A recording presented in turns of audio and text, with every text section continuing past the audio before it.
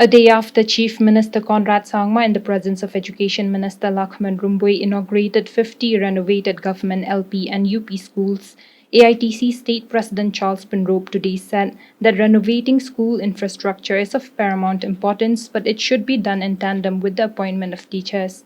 Inaugurating new schools, establishing or renovating these infrastructure is of paramount importance in our society, where education will always play a most prominent role. But you can't have a school without a teacher. Therefore, we had asked in the House, in the Assembly also, why aren't the teachers' posts being filled up? So unless this is done, there will be a problem. The Education Department must have done an assessment that in order to provide free and fair education to all the children of the state, we will have to need more infrastructure. Therefore, the inauguration of these schools is a welcome sign. But like I said earlier, it has to be in tandem with the appointment of teachers.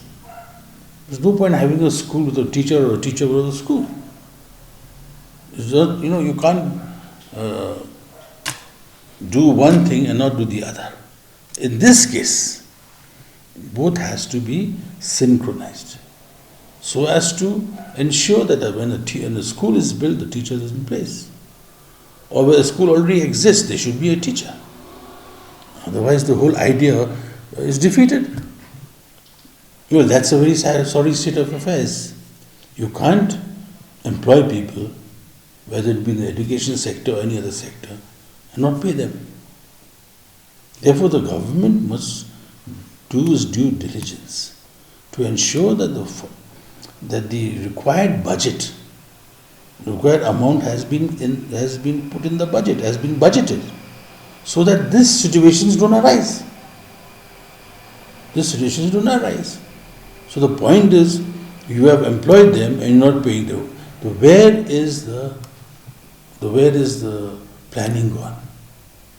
What does the planning department and the finance department do? Shouldn't they have anticipated that after employing the teachers we have to pay them, therefore the money should have been there?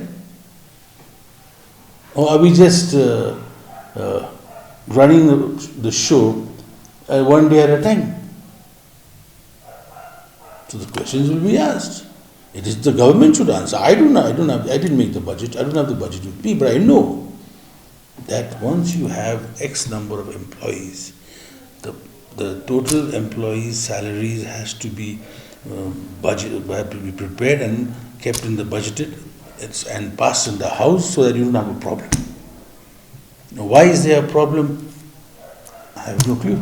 Yesterday, the Chief Minister had stated that 1,300 teachers have been appointed in the last 4 years. He also said that there was a need to rationalize government schools in the state. There's so many problems that are there in the education sector. So, as you correctly said that, we'll solve one problem, then suddenly somebody will come and say, oh, what about that?